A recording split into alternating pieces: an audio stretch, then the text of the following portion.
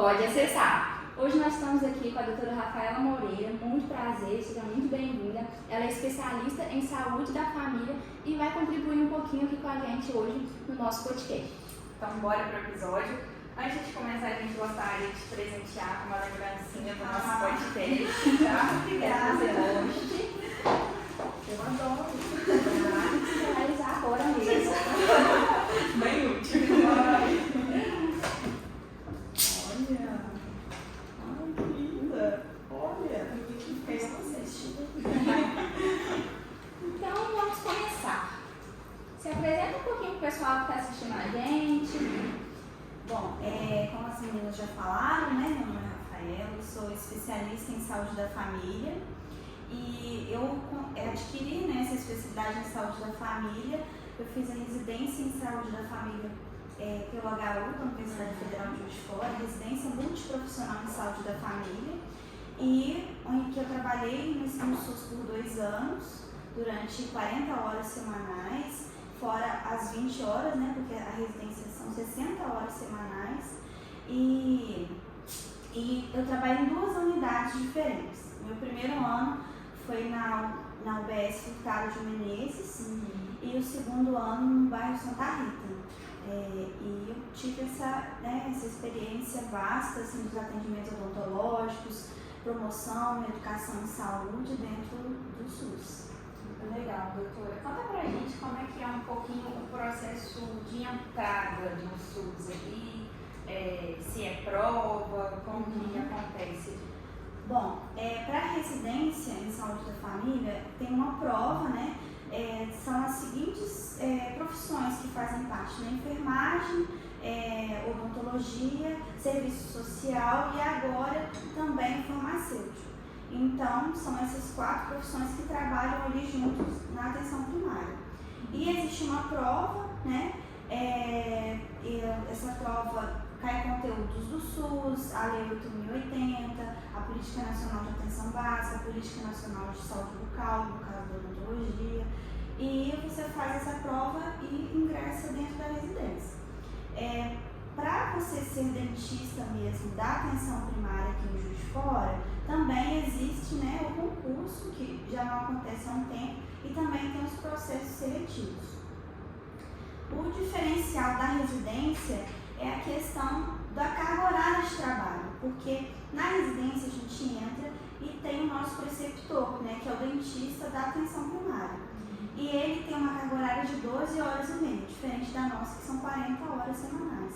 Então, nesse início, a gente tem a companhia, o auxílio do preceptor, né? Mas um tempo também a gente fica atendendo sozinho, né? E aqui em Juiz de Fora, o dentista ele trabalha sozinho na atenção primária, então não tem auxiliar, não tem técnico, né? E fica responsável por toda a parte de trabalho mesmo, tanto de esterilização, agendamento dos pacientes, tudo mesmo por conta do dentista. Eu acho que eu fui além, né, do que vocês perguntaram. E é um dentista para cada UBS? Como é que é? Tem UBS que tem 2 dentistas, né? Por exemplo, o bairro Santa Cecília conta com 2 dentistas, mas a maioria das unidades são um dentista mesmo. E existem também, por exemplo, para aqueles bairros que não tem unidade de saúde com dentista, existem as unidades odontológicas regionais dentro do CEL, porque o CEL ele é o Centro de Especialidade Odontológica. Então, aqui em Juiz de Fora a gente tem o CEL Norte, o CEL Sul, o CEL Oeste, o CEL Centro e o COAP. Então, esses locais ficam responsáveis pelos atendimentos daquela população que não é assistida, né? Que fica sem dentista mesmo no seu bairro. Entendi. E quais são os tipos de atendimentos prestados pelo dentista? A gente faz a parte de prevenção, né, promoção de saúde, atividades nas escolas, nas creches, visitas domiciliares, restaurações, exodontia simples, todos os dentes não sendo terceiro molar, incluso restaurações amálgama ainda a gente faz, resina, amálgama, eu cheguei a fazer amálgama também. E atendimento de criança, né? Endodontia de criança, extração, restauração, raspagem, tudo a gente faz essa parte mesmo na atenção primária. Então, no caso, o dentista que trabalha lá, tem que saber dominar todos esses procedimentos, porque não tem, tipo assim, especialista e endo que vai lá e faz. Não, é um rol de procedimentos. A gente, por exemplo, antes de encaminhar o paciente para o centro de especialidade odontológica, que é a atenção secundária, a gente tem que procurar sanar todos os problemas de saúde bucal daquela pessoa. Por exemplo, nós iniciamos com a raspagem, né? Existe conjuntos de curetas, são bastantes instrumentos que a gente tem na atenção primária. Raspagem, as restaurações, as extrações que aquele paciente precisa, e depois que todos esses procedimentos são feitos, ele é encaminhado. Se ele precisa de fazer um tratamento endodôntico, a gente faz o acesso na atenção primária, coloca a medicação intracanal e encaminha ele para fazer esse tratamento. E no CEL ele faz o tratamento endodôntico, depois ele retorna para a atenção primária para a gente fazer a restauração. Mesma coisa se ele tiver um terceiro molar, ele é encaminhado para o CEL, para que um cirurgião bucomaxilo faça a extração e depois ele retorna para a gente para fazer a remoção de sutura e os outros procedimentos que ele tem que fazer. No CEL a gente tem endodontista, cirurgião bucomaxilofacial, periodontista, e odontopediatra também. Eu acho que são esses, né, que são que eu estou me lembrando. E a gente faz essa referência contra referência com o CEL. E aqueles pacientes, por exemplo, que são pacientes, por exemplo, paciente autista que a gente atendeu na atenção primária. A gente faz 3 tentativas de atendimento e se o paciente a gente não conseguir atender, a gente encaminha para o CEL, porque o CEL encaminha para o COAP, para eles fazerem a sedação, anestesia geral, tudo no COAP. Então tem esses 3. Esse COAP é o que tem no HPS? Isso. É só lá que tem? É, só lá. Aqui, além no HPS, a gente tem um atendimento mesmo no HPS, que é de urgência, ali no subsolo, né? E o COAP, que é para pacientes com necessidades especiais. E também agora a gente tem a parte de odontologia hospitalar, que os pacientes que estão lá internados tem um dentista que faz essa parte de higienização bucal dos pacientes, acamados, né? E também, além do COAP e do CELS, a gente tem o SAI, que fica ali no Morro da Glória, que é para pacientes HIV positivos, né? Ou para outras doenças sexualmente transmissíveis que são atendidos nesse centro também. E para entrar para ser dentista especialista no CEL, né? Isso. Tem alguma diferença para entrar ou é a mesma coisa? É prova também? Como é que é isso? É prova. Você tem que ter especialidade mínima, né? Que é, se você quiser ser endo, pério, e você faz a seleção. Geralmente, nos concursos, eu tenho visto que a pessoa que tem uma pós-graduação, ela tem uma pontuação ali que vai ajudar, né, na hora de processo seletivo. Mas é a especialidade mínima mesmo.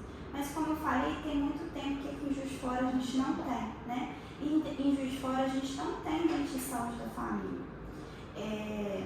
Aqui a gente tem os clínicos que fazem 12 horas e meia. E agora vão ter 9 equipes de saúde bucal, que vão ter o dentista, né, 40 horas, e o técnico de saúde bucal também. Mas por enquanto a gente não tem. E além dos CELS, do COAP, do HPS e do SAI, a gente também tem o HU, né?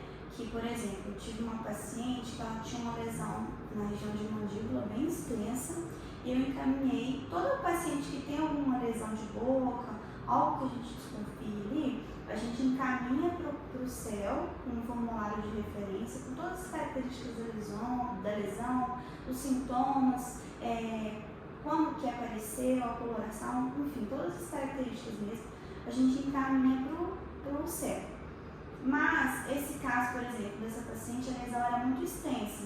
Então, ali no CEL, eles não tinham todo o equipamento necessário, né, que seria para cirurgia.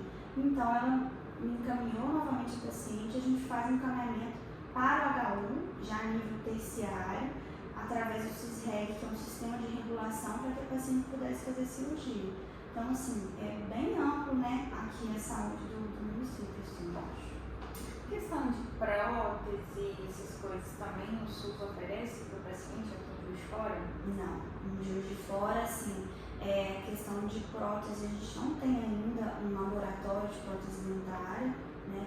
E eu fiz estágio no município de Leopoldina, que conta com esse serviço de prótese. É bem legal, assim, eles fazem rolo de prótese total, mas aqui em Juiz de Fora a gente infelizmente ainda não tem. E voltando um pouquinho, você falou lá no início, né, das características do SUS, fala um pouquinho para quem vai ouvir a gente, essa questão da lei, essa questão dos princípios ali mesmo, básicos do SUS, para quem não sabe.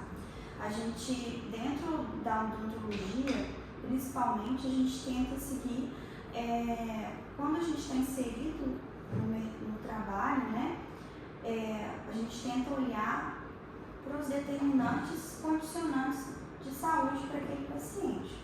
O que seria isso?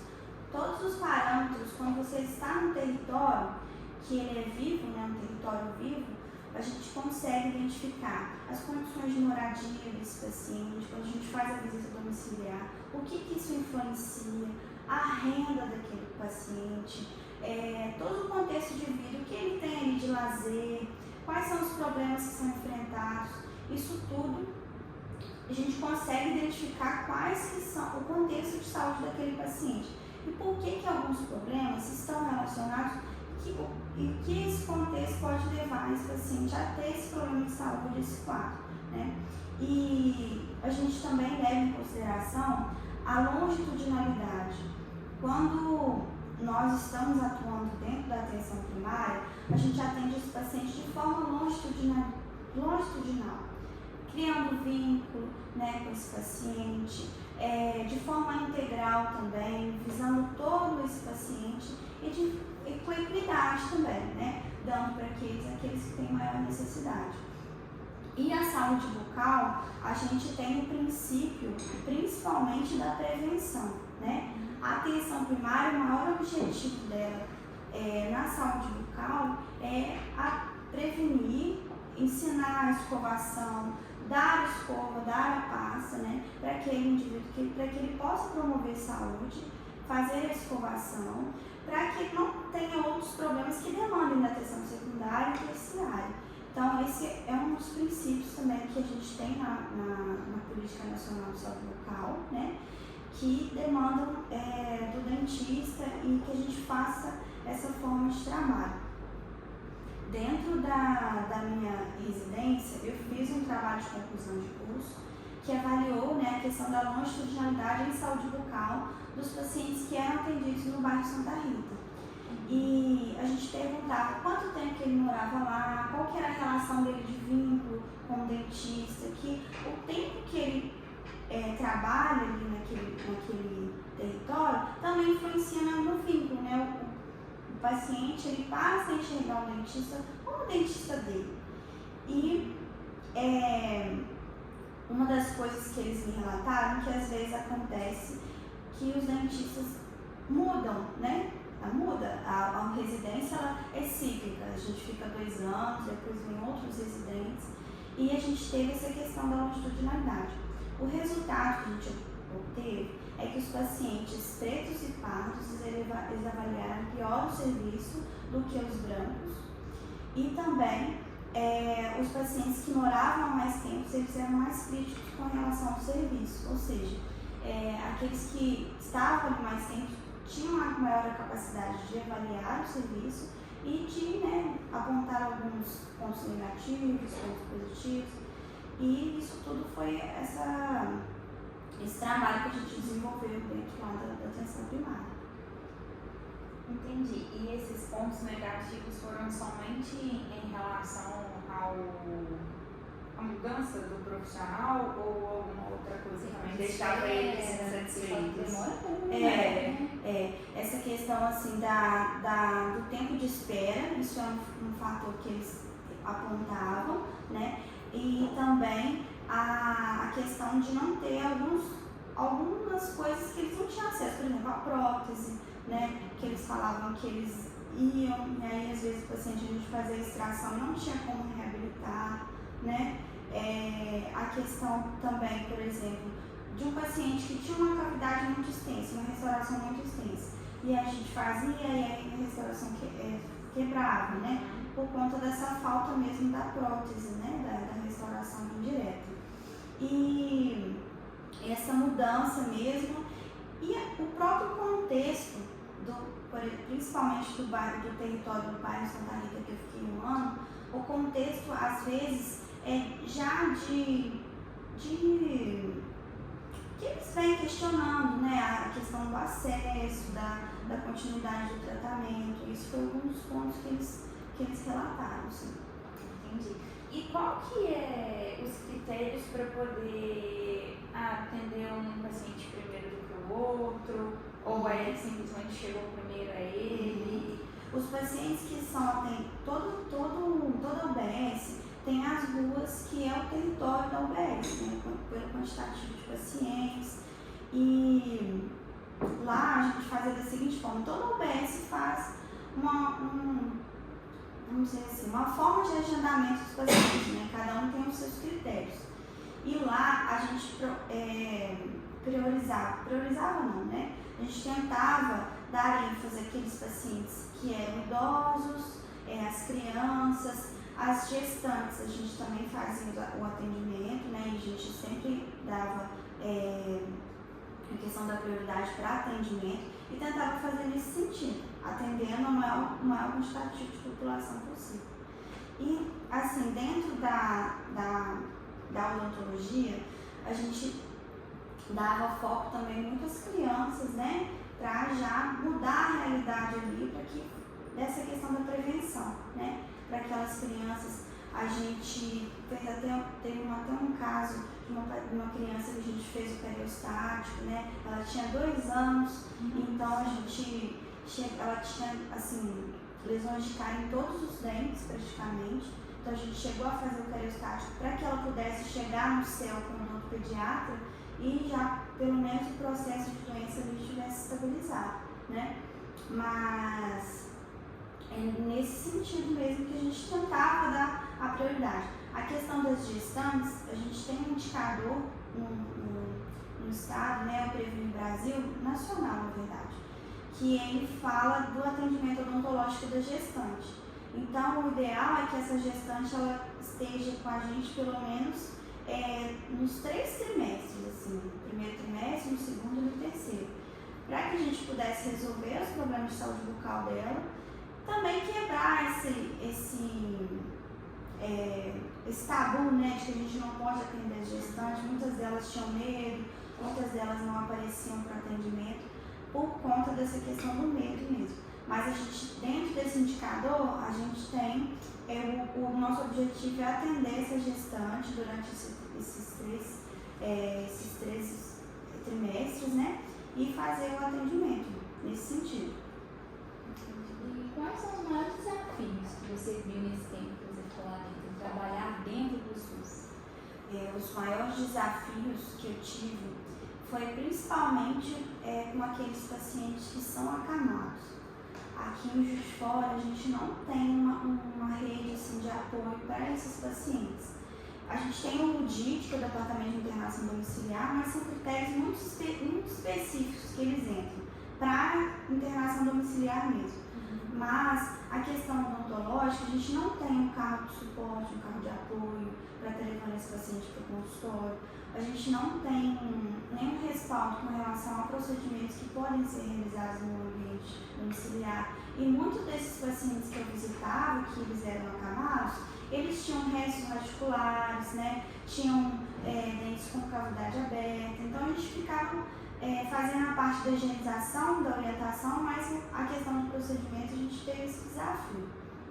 Outro desafio, eu acho que é a questão da comunicação mesmo entre os dentistas, né? Acho que muito mais poderia ser feito dentro da atenção primária.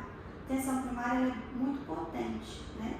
Então, a comunicação, tipo, vamos fazer um mutirão, vamos fazer educação de saúde nas escolas, ou então é questão de resolução de pacientes, por exemplo.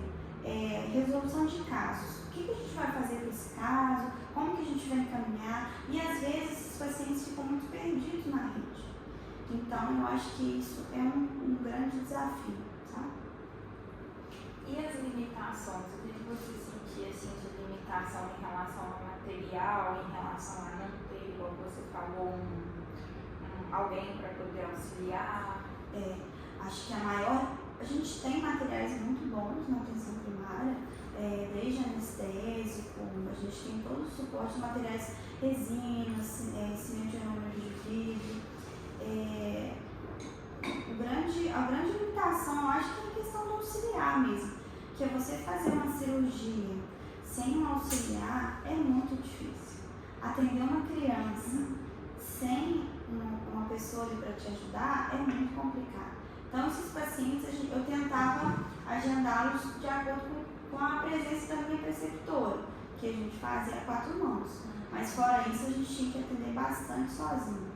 Então, acho que isso é uma limitação. Ela ficava 12 horas e meia? Isso. Mas essas 12 horas divididas em dias, né? Isso. E aí, por exemplo, uma tarde, 3 manhãs, por exemplo, né? Aí fora isso, você ficava sozinha? A gente aprende muito, né? Dentro da residência. Eu acabei de me formar e fui para a residência. Eu vi bastante coisa, né? Tive muita experiência, a gente aprende a questão de diagnóstico, mas você tá ali na atenção primária, você que é a dentista, né? Lógico que a gente é dentista, mas a maior parte mesmo a gente fica sozinho lá dentro da atenção primária.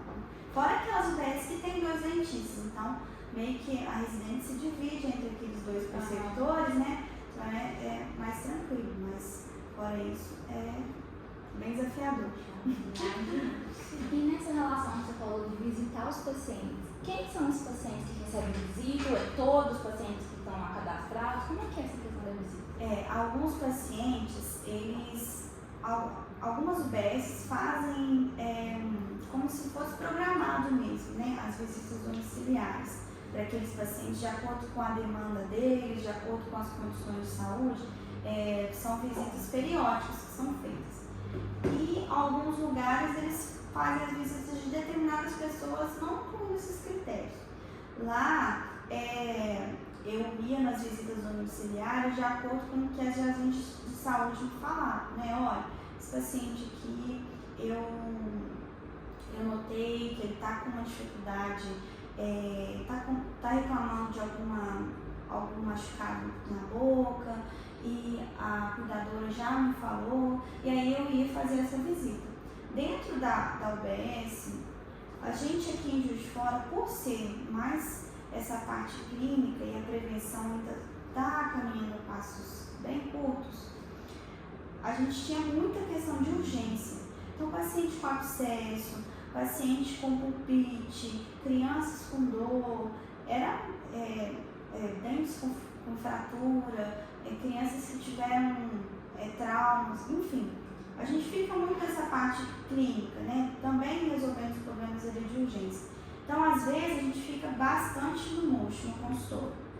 Mas o ideal seria que, por exemplo, lá em Leopoldina acontece isso, que o dentista, como ele fica 40 horas e tem um técnico, tem um auxiliar, ele consegue programar as visitas, né?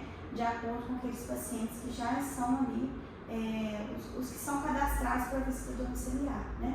E de acordo, por exemplo, com uma pessoa que ficou acamada há pouco tempo, por exemplo, o familiar vem, traz essa demanda ou algum vizinho, e aí ele entra para essa lista de pacientes que devem fazer a visita, né? Então lá em Leopoldina, por exemplo, existe um dia específico na agenda do dentista que ela vai para fazer a visita domiciliar, entendeu? Então por isso que é a importância da saúde da família, por isso que é importante a parte preventiva, né? Para esses pacientes que estão acamados, orientação de higiene bucal, orientações de higiene da prótese, para verificar também o exame de boca, se existe alguma lesão, né? Eu acho que por isso que é importante também a saúde da família.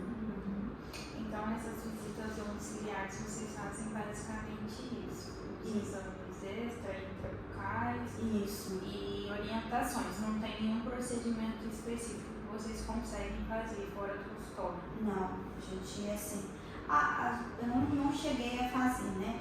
Mas eu acredito que assim, se um dentista ele levar um instrumental para fazer uma raspagem, ele consiga assim fazer, né? Mas a questão assim de cirurgia, restauração, realmente a gente precisa que o paciente venha a UBS. E teve alguns pacientes que eram acamados e que o cuidador conseguia levar em UBS, né, de cadeira de rodas. A gente chegou a fazer procedimentos sim com esses pacientes, de restaurações, enfim. Mas, fora isso, a gente tem um pouco suporte, né, para esses pacientes. E existe algum trabalho em conjunto de vocês junto com o médico ali no posto? Existe. Eu não cheguei a falar para vocês, né? Mas eu escolhi fazer a residência em saúde da família também, porque durante a minha faculdade eu fiz parte de uma liga de medicina de família e comunidade, a ANFAC.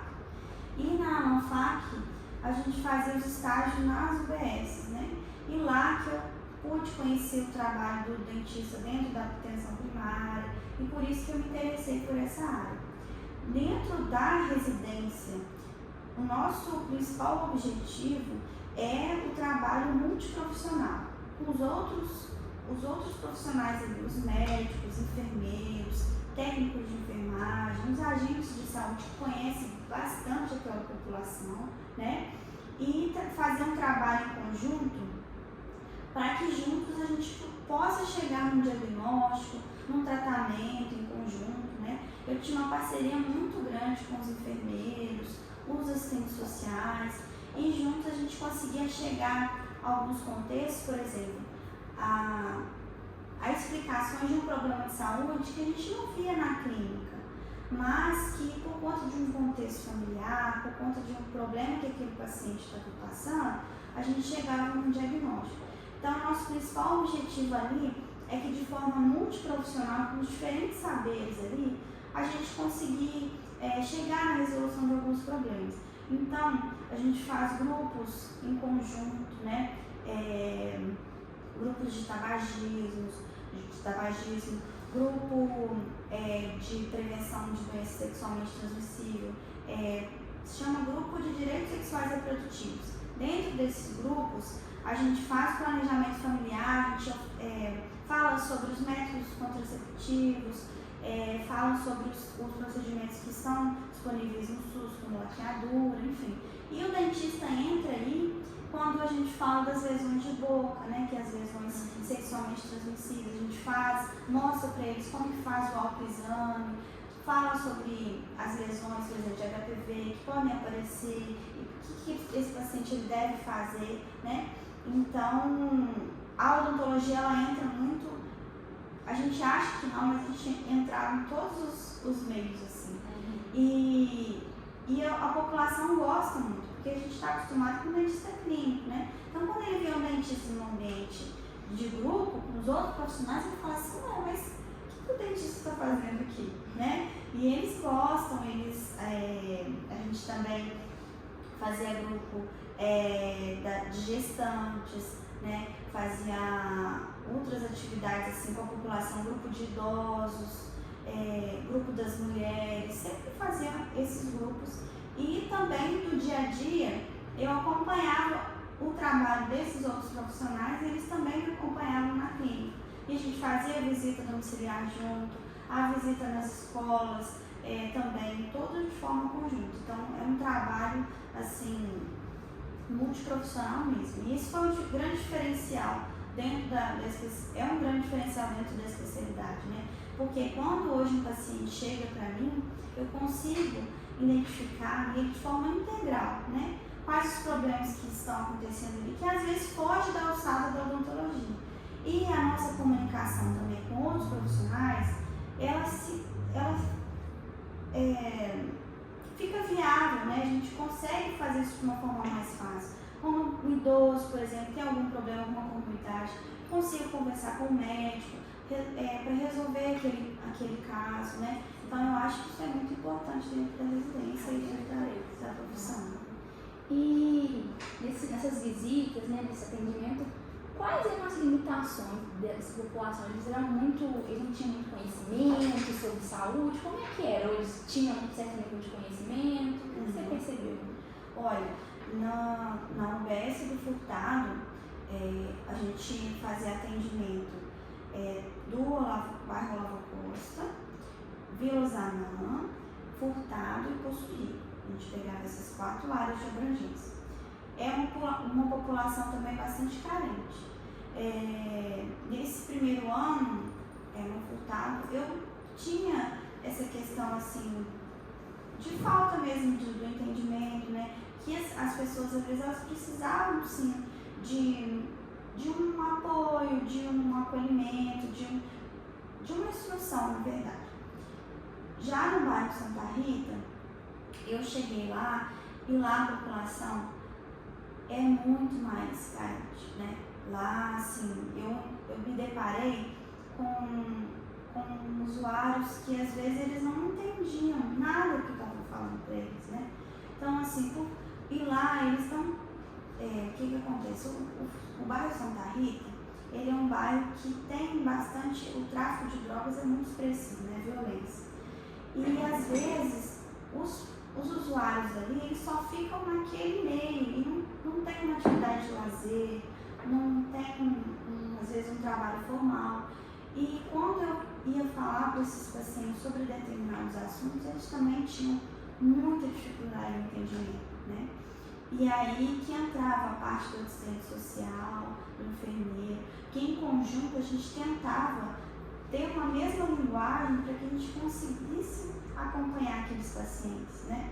Tanto que quando eles começavam a entender o que eu falava, eles iam mais ao UBS, né? Eles começavam a ter esse vínculo, porque pela primeira vez alguém teve a capacidade, assim, né, a paciência de explicar para eles de forma detalhada o que era preciso, o que era necessário para ele fazer. E eu tive um vínculo, assim, muito grande com as pessoas, principalmente do Santa Rita, né, os usuários de lá, porque a gente tinha um carinho muito grande, né? Eu tenho um carinho muito grande por aquela população, por aqueles profissionais, e a gente conseguia falar, assim, com muita dificuldade. Eu mostrava, às vezes eu, de forma lúdica mesmo, mostrava para eles os desenhos, o que estava acontecendo, falava da importância, olha, estou te encaminhando para o céu, você precisa ir, é uma vaga que você não pode perder. Então ele ia, voltava, falava para mim, doutora, fui lá, fiz o tratamento, tá bom, agora marca para voltar aqui, entendeu?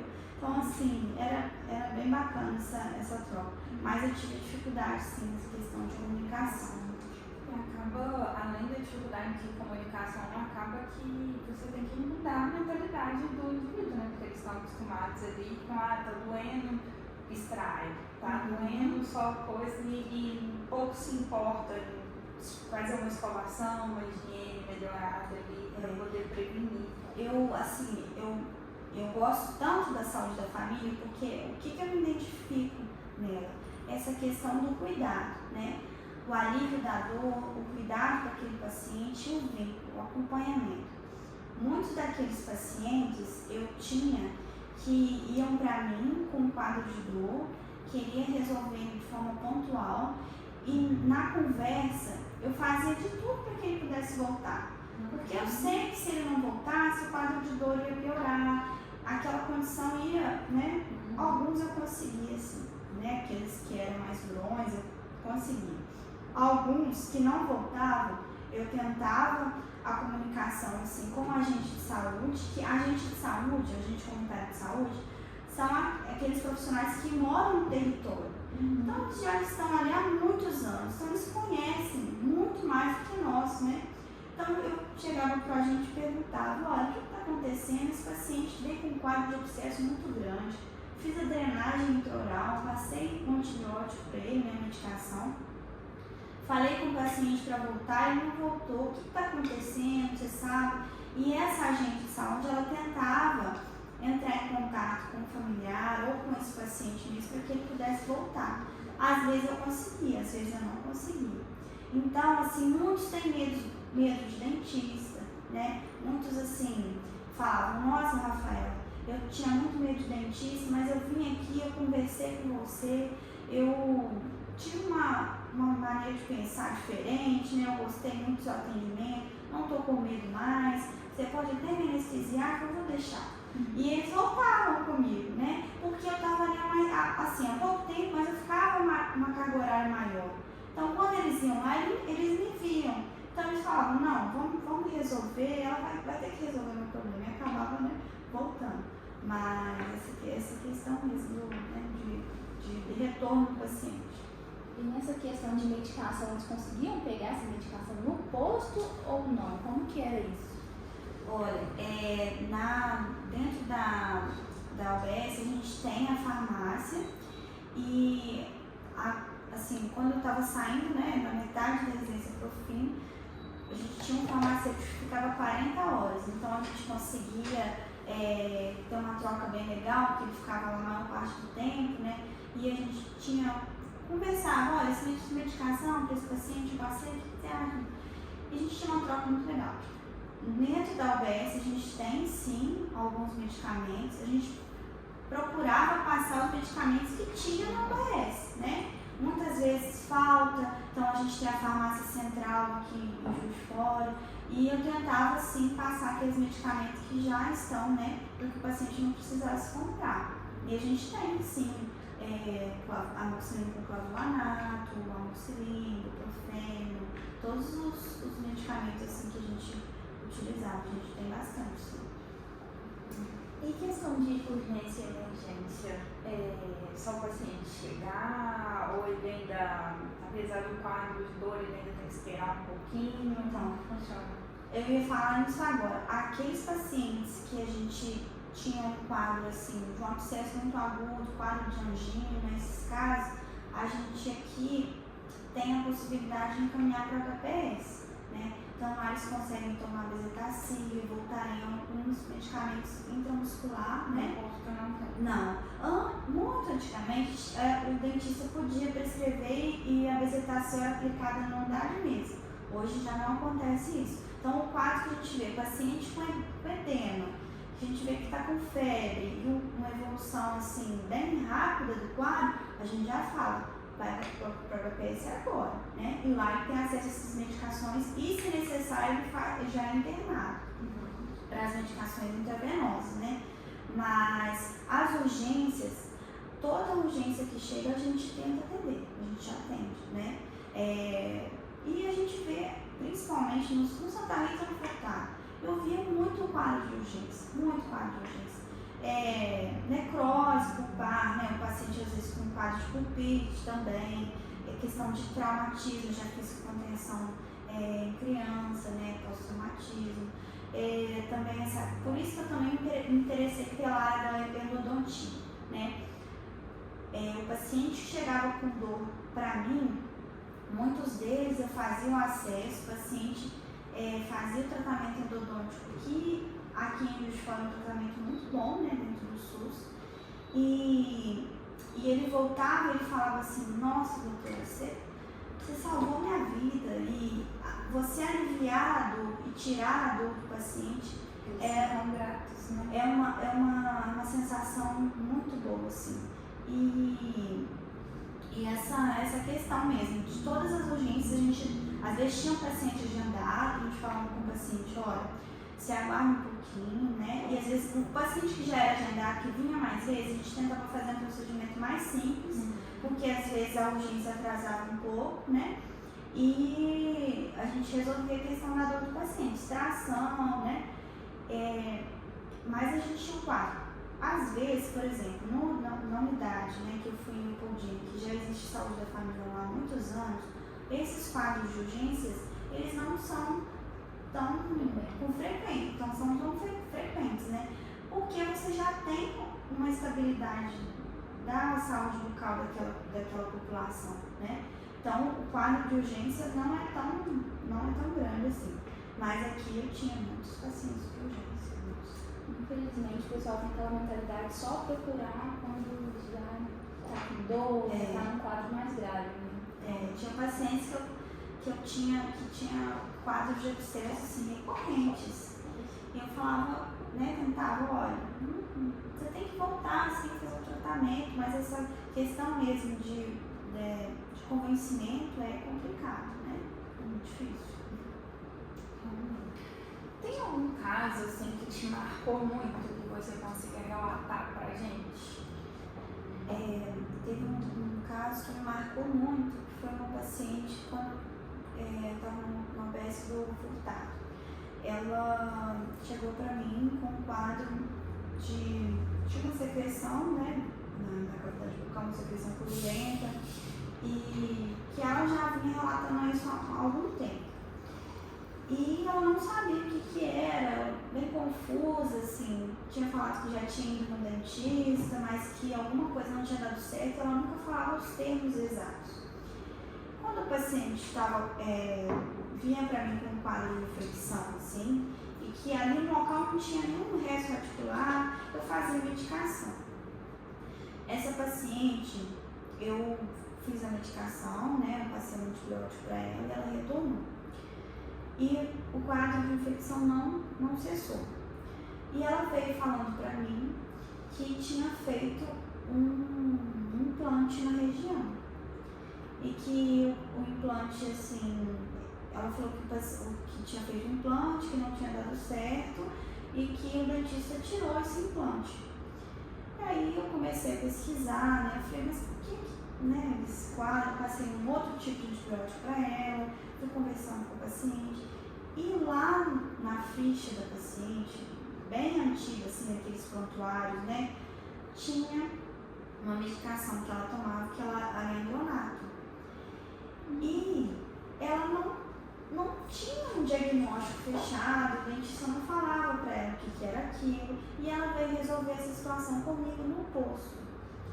Quando ela voltou, que ela já estava na segunda medicação, eu falei com ela assim, olha, eu estou suspeitando de um quadro na sua boca que não é legal, né? Estou suspeitando que seja uma osteonecrose. E ela falou, mas o que é isso? O que você está falando? O que está acontecendo? E aí eu falei com ela, olha, isso acontece quando o medicamento bisfosfonato que a senhora tomou há muitos anos atrás, que a pessoa sempre tem isso na vida. E aí essa paciente eu consegui contato com o professor da universidade e que ele continuou o tratamento dela. Mas assim, isso me marcou muito porque ela sempre vinha no OBS e assim, eu sem recurso para resolver a situação, um procedimento cirúrgico extenso, né, para remover o osso necrótico. Falei com ela o que se tratava, né, o que era o procedimento que eles iriam fazer. E ela sempre voltava para me perguntar, que doutora, continua, eu quase morria, não sei, e aquele quadro, né? Então isso me marca muito, porque dentro da atenção primária a gente pode esperar qualquer tipo de caso, né? Desde os procedimentos que são feitos na atenção no serviço público até no serviço privado, né? O implante ele não tem no SUS. Então é um quadro que veio do particular que ela tentou resolver no SUS. Então, nunca tinha pego um caso de osteonecrose, né? É um caso bem complicado, consegui esse suporte para ela na universidade e é um quadro que me marcou muito. Teve vários casos, né? Se eu for falar, eu vou falar até amanhã. E a questão de exame de imagem, como que funciona? A pessoa precisa de raio-x e aí? Olha, aqui em Juiz de Fora a gente consegue na universidade a radiografia panorâmica e a periapical.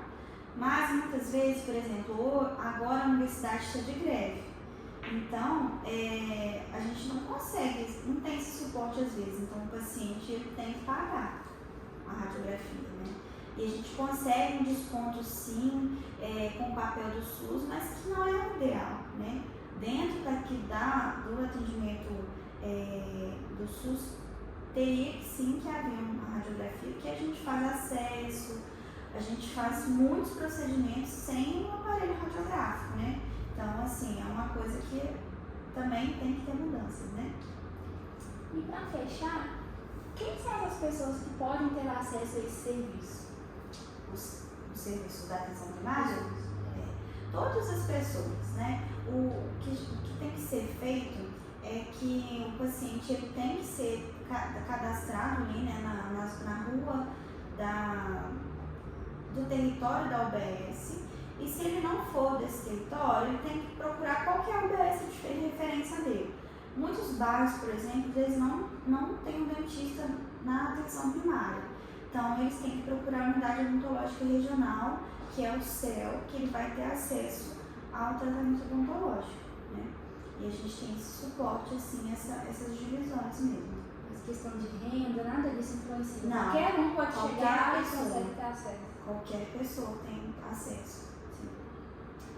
Então, para finalizar, deixa aí uma dica para os nossos ouvintes que têm interesse em trabalhar no SUS e também para aqueles que têm interesse em ser pacientes do SUS, né, e que muitas vezes têm medo. Olha, o que eu posso falar assim é que a saúde da família, né, o SUS, ele é apaixonante, assim. Apesar dos desafios, apesar das nossas limitações, a gente consegue trabalhar de uma maneira muito legal, muito bacana com os outros profissionais. A gente consegue sonhar, a gente consegue ter projetos, a gente consegue sim fazer a diferença, né? Então, para aqueles profissionais que têm interesse, que sonham, né, que têm esse objetivo, eu falo que é sim muito gratificante você trabalhar na atenção primária, no sistema único de saúde.